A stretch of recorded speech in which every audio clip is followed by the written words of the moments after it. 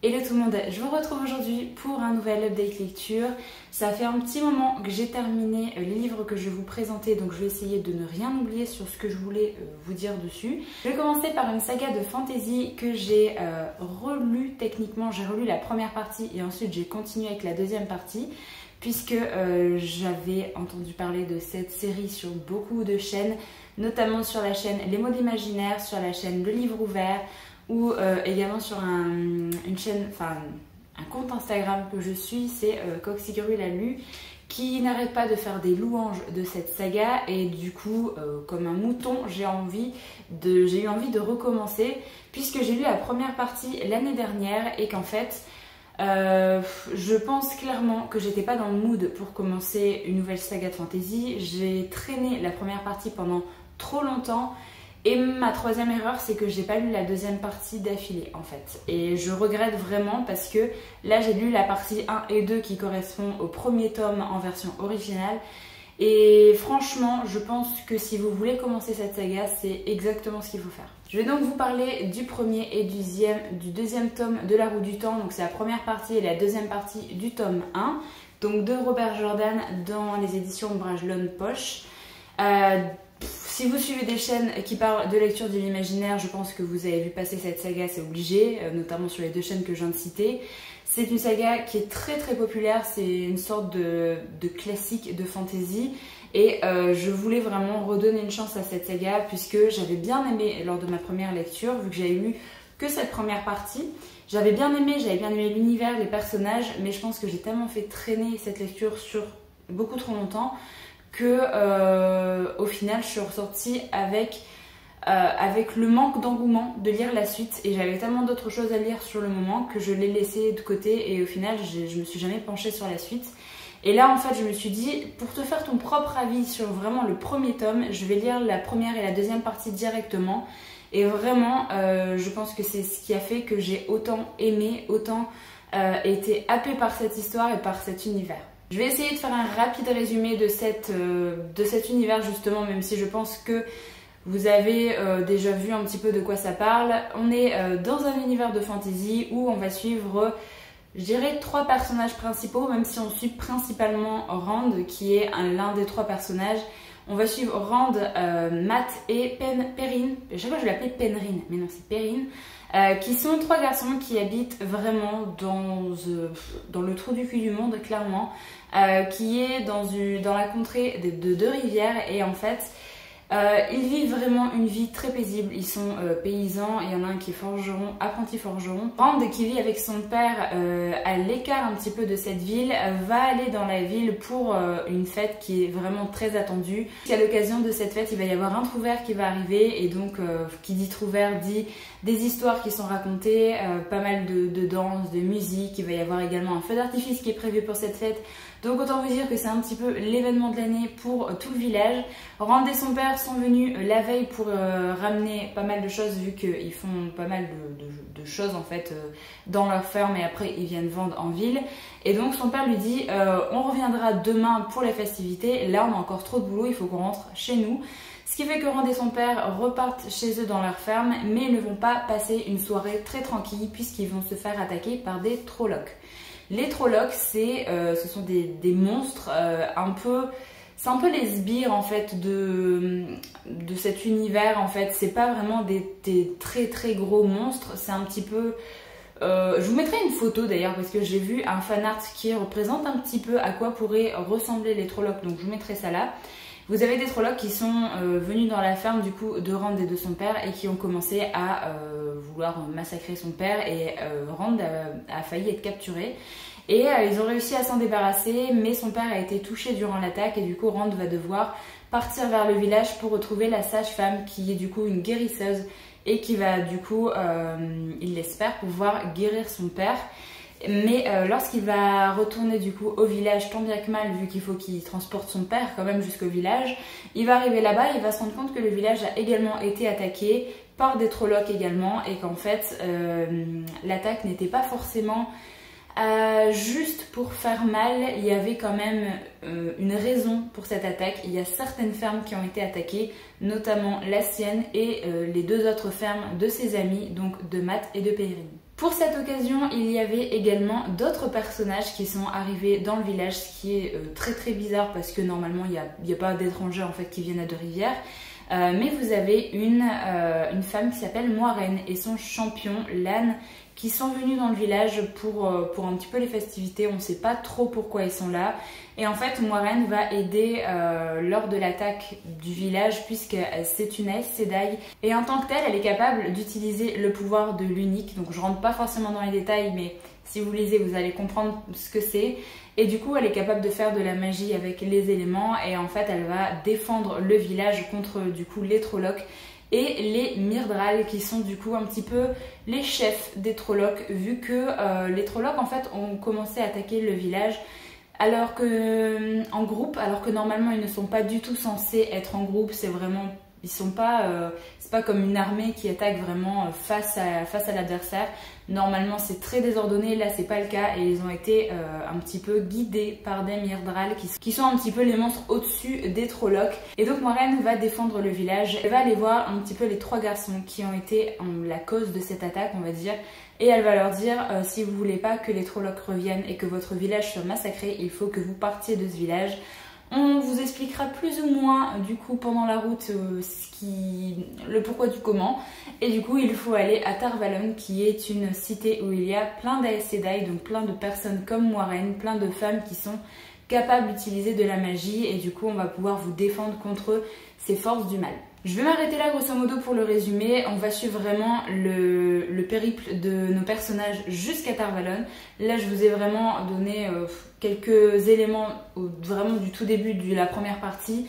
Sachant que cette série fait 14 tomes, donc clairement je vous spoile rien, hein, ça va être très très long. Il y a beaucoup de péripéties qui va arriver lors de ce périple. On va rencontrer d'autres personnages également que je vous ai pas cités.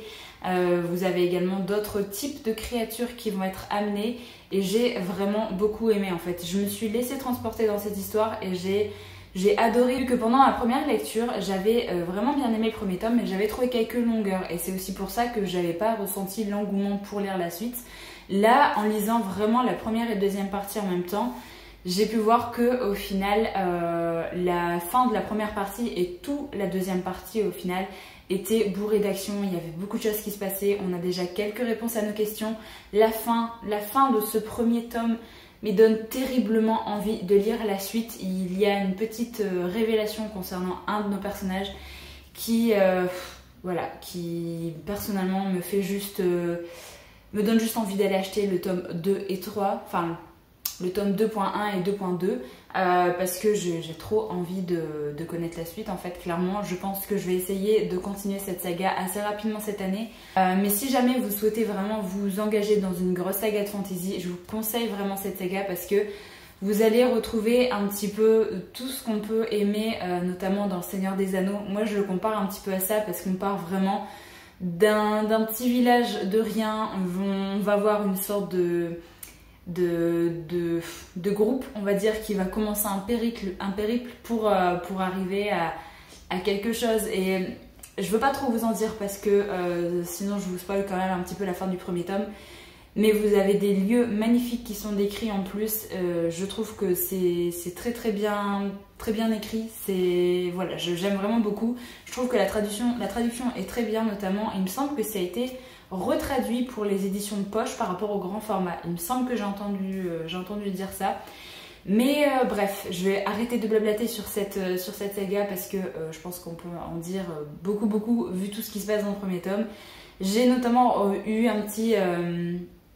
je me suis dit, ça me fait penser un petit peu à l'Assassin Royal pour un des personnages qui a un don. Et en fait, ça m'a clairement fait penser à un personnage de l'Assassin Royal. Voilà, je vous en dis pas plus pour ne pas vous spoiler, mais clairement, moi, ça m'a fait sourire parce que j'ai lu l'Assassin Royal il n'y a pas si longtemps que ça avant de lire ces 2 tomes et du coup, ça m'a fait sourire. Donc bref, si jamais vous souhaitez commencer une nouvelle saga de fantasy, allez-y parce que clairement c'est vraiment de la bonne saga de fantasy. C'est pas non plus épique tout le temps, c'est clair, il y a quelques longueurs, il faut apprendre à connaître nos personnages, apprendre à connaître l'univers, mais clairement ça s'annonce très bien pour la suite et j'ai vraiment hâte de lire le tome 2. Je vais ensuite vous parler de Elantris de Brandon Sanderson. Ça fait un petit moment que j'avais pas lu de livre de cet auteur, donc je me suis dit let's go, c'est parti. Je vais enfin donner sa chance à Elantris. J'ai entendu beaucoup de bien sur ce livre-là, sachant que c'est un one-shot, donc voilà, je commence pas de grosses sagas, je commence pas les archives de Rochard en lisant Elantris, ça c'est sûr. On est ici dans un livre de fantasy où on va suivre 3 personnages principaux. On va suivre le prince héritier d'un royaume qui s'appelle Rauden. On va suivre également Sarene qui est une princesse héritière mais d'un autre royaume, et on va suivre un prêtre. Au début de ce livre-là, on va suivre Rauden qui va se réveiller dans sa chambre avec des plaques sur son corps. En fait, on apprend qu'il a commencé à avoir la malédiction qui pèse sur cette cité. C'est une malédiction qui vous fait un peu pourrir, et en gros, on vous amène à Elantris qui est la cité qui est juste collée à la cité où habite Rauden. Et Elantris était une ancienne sublime cité vraiment très grande où vivaient des personnes qui étaient un peu considérées comme des dieux vu qu'ils pouvaient utiliser de la magie, sauf qu'il y a eu une malédiction. Les personnes qui habitaient Elantris ont commencé à périr, en fait ils ont commencé à avoir pas mal de plaques sur le corps, ils n'ont plus pu utiliser de magie. Et donc on va suivre le prince héritier qui, malgré le fait qu'il soit le prince héritier, va quand même être amené à Elantris pour aller là-bas avec toutes les autres personnes qui ont déclaré cette malédiction. Et on va suivre également Sarene qui est du coup une princesse héritière d'un autre pays qui elle était en chemin pour venir se marier avec Rauden, vu qu'il y a eu un contrat de mariage qui a été établi entre les deux pays pour justement favoriser l'échange et tout ce qui est commerciaux en fait entre les deux pays. Donc elle arrive et en fait elle pense qu'elle va se marier avec le prince héritier, que tout va bien se passer. Et en fait quand elle arrive, pendant son chemin, elle va apprendre que le prince est mort, vu que le roi, qui est donc le père de Rauden, va déclarer que le prince est mort et non pas qu'il a subi la malédiction et qu'il est parti à Elantris. Il va faire croire à tout le monde qu'il est mort, point barre. Et nous, on va suivre Sarene qui va arriver au niveau du roi et qui ne sait pas trop quoi faire, vu qu'elle n'a pas vraiment de mari. Elle est déjà veuve avant même de connaître son mari. Sauf que le contrat de mariage qu'elle a signé est quand même actif, en fait. C'est comme si elle s'était mariée, même si elle n'a pas pu faire le mariage. Donc elle est veuve du prince. Et elle va commencer à s'intéresser à la cité, à s'intéresser au roi, au fonctionnement, et savoir un petit peu comment se déroule la vie au niveau de cette cité, et savoir aussi pourquoi il y a des choses qui ne vont pas, comme tout ce qui est économie, et elle va s'intéresser à toute la vie politique de la cité. En ce qui concerne le prêtre, je ne vais pas forcément vous détailler un peu ce qu'il va faire, et je vais juste vous dire qu'il va arriver dans la cité à peu près en même temps que Sarene, et en fait il va commencer à vouloir faire changer la cité complète de religion pour pas mal de raisons. Donc je vous laisse un petit peu découvrir. Voilà un peu grosso modo ce qui se passe dans Elantris. Je vais pas forcément vous en dire davantage parce que c'est un one shot et que c'est 900 pages, mais il y a vraiment pas mal de choses à découvrir par soi-même. J'ai adoré vraiment ma lecture. Je trouve que pour un one-shot de 960 pages, quelque chose comme ça, Brandon Sanderson arrive à créer un système de magie qui tient la route, qui est vraiment abouti, et c'est vraiment ce que j'aime avec cet auteur. C'est un petit peu pareil que pour Warbreaker, j'ai vraiment adoré que tout se marie bien, en fait, que tout soit crédible. Vous avez vraiment un système de magie qui est à part encore des autres univers que j'ai pu lire de Brandon Sanderson. Et il a tellement une telle imagination qu'à chaque fois je suis un petit peu sur le cul quand je lis un de ses livres, parce que je me dis mais oui en fait ça tient la route, d'accord, j'accepte tout ce qu'il me dit dans ses romans. Et les personnages sont vraiment hyper intéressants. Vous avez pas mal de personnages qui sont plus ou moins gentils, qui vont retourner leur veste à chaque fois, et personnellement j'ai encore rien vu venir.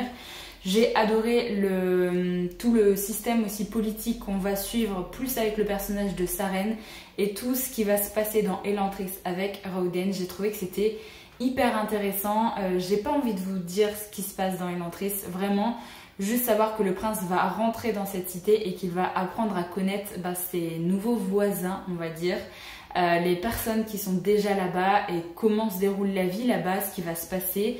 Et franchement, j'ai juste envie de vous dire, foncez. Alors personnellement, ça n'a pas été un coup de cœur, mais je pense que si j'avais lu Elantris avant de lire la première trilogie de Fils des Brumes, ça l'aurait été. Je suis juste restée sur ma faim. Je voulais encore plus de choses à Elantris, encore plus de choses dans cet univers. C'est juste ça. Sinon, j'ai adoré vraiment tout le reste. C'est haletant, il se passe quand même pas mal de choses. Et je vous dis vraiment, j'aurais lu ce livre-là juste après avoir lu Warbreaker et donc avant de lire la première trilogie Fils des Brumes. Je pense que j'aurais eu un coup de cœur. Si jamais vous souhaitez commencer par du Brandon Sanderson, je pense que les deux one-shots, donc soit Warbreaker, soit Elantris, sont vraiment de bons livres pour commencer à lire cet auteur. Et je peux que vous conseiller de toute façon ces livres. C'est vraiment une aventure, même pour un livre de 900 pages, vous êtes transporté.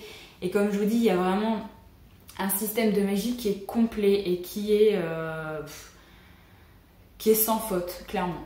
Et ensuite, le dernier livre que je vais vous présenter dans cette vidéo, c'est Ripley de Ken Grimwood, qui est un livre de science-fiction où on va parler de réincarnation. On va suivre notre personnage qui est Jeff Winston, qui va mourir à l'âge d'une quarantaine d'années, je crois, d'une crise cardiaque. Et en fait, il va se réveiller dans son corps de 18 ans, je crois.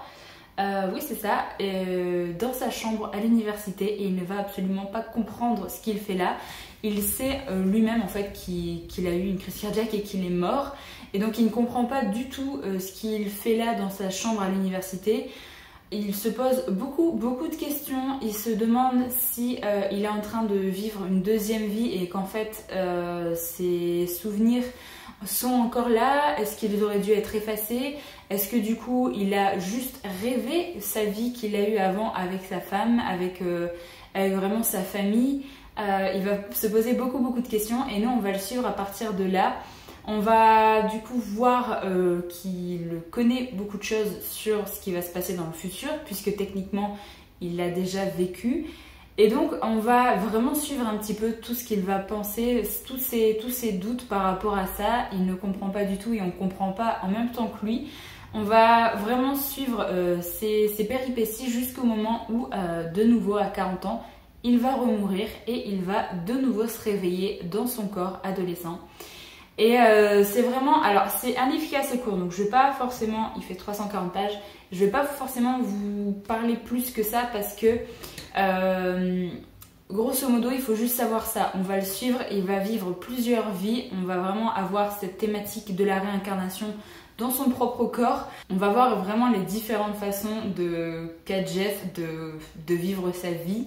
Toutes les choses qu'il va essayer de faire, de changer, toutes les façons dont il va limite péter un câble par rapport à ce qui lui arrive. Au fur et à mesure du livre, on va avoir des révélations qui m'ont assez plu. J'ai vraiment passé un bon moment de lecture avec ce livre-là, j'ai bien aimé le personnage. J'ai eu un peu de mal avec certaines de ses réactions, mais au final, je trouve que ça collait quand même avec la thématique et avec le fait qu'il revive plusieurs fois sa même vie, en fait, même si il peut changer des choses, en fait il n'est pas obligé de vivre exactement comme sa première vie, mais je trouve que ses réactions étaient très crédibles et c'est ça que j'ai bien aimé avec ce livre là. J'ai bien réussi à m'attacher au personnage de Jeff, j'ai réussi à m'attacher aussi à quelques personnages secondaires alors qu'on ne les voit pas forcément dans toutes ses vies. J'ai bien aimé le pourquoi ça a été, pourquoi en fait ça se passe comme ça. Je m'attendais pas du tout à cette explication. Après, je trouve que, personnellement, j'ai pas trop adhéré à la fin. J'aurais aimé beaucoup plus d'explications. En fait, à un moment dans le livre, on vous donne des explications par rapport à la situation de Jeff, par rapport à ce qui se passe. On commence à expliquer pas mal de choses et je trouve que la fin, stoppe un peu ces explications et nous laisse vraiment sur notre faim et on comprend pas vraiment pourquoi il s'est passé ça. En fait, j'ai bien aimé, mais clairement, je pensais qu'on aurait eu une autre fin que ça. Du coup, ça m'a laissé un petit goût mitigé pour la conclusion de l'histoire. Mais globalement, je trouve que c'est un bon livre sur la réincarnation, vraiment sur cette thématique. Et je pense que c'est pas vraiment considéré comme un classique de l'ASF, je pense qu'il a servi pour pas mal d'autres livres qui ont été écrits par la suite. En tout cas, j'allais dire je vais lire d'autres choses de cet auteur, mais je sais même pas s'il y a d'autres choses qui ont été publiées ou s'il a écrit d'autres choses d'ailleurs, donc je vais me renseigner. Mais j'ai passé vraiment un bon moment de lecture et si jamais vous aimez bien ce genre de thématique, je vous conseille vraiment. On est vraiment basé également sur la psychologie du personnage et ça j'aime vraiment beaucoup dans ce genre de livre. Donc désolée, j'ai pas forcément grand chose à dire, mais c'est un livre qui est assez court et comparé aux grosses sagas de fantasy et one shot de fantasy qui fait plus de 900 pages, forcément j'ai pas envie de vous dévoiler beaucoup de choses de cette histoire. Mais vraiment si vous aimez ce genre de science-fiction, je vous conseille vraiment parce qu'il n'y a rien de choquant ou de mal fait en fait dans ce livre là. Voilà, j'ai passé un très bon moment de lecture, j'ai juste un peu moins aimé la fin, mais bon après ça c'est vraiment que mon avis. Voilà, cette update lecture est terminée, j'espère vraiment qu'il sera pas trop long parce que j'ai l'impression que j'ai vraiment beaucoup parlé sur notamment La Roue du Temps. Donc j'espère que ça a été et que vous avez quand même apprécié cette vidéo. N'hésitez pas à me donner votre avis si jamais vous avez lu un de ces livres et moi je vous retrouve très bientôt dans une prochaine vidéo.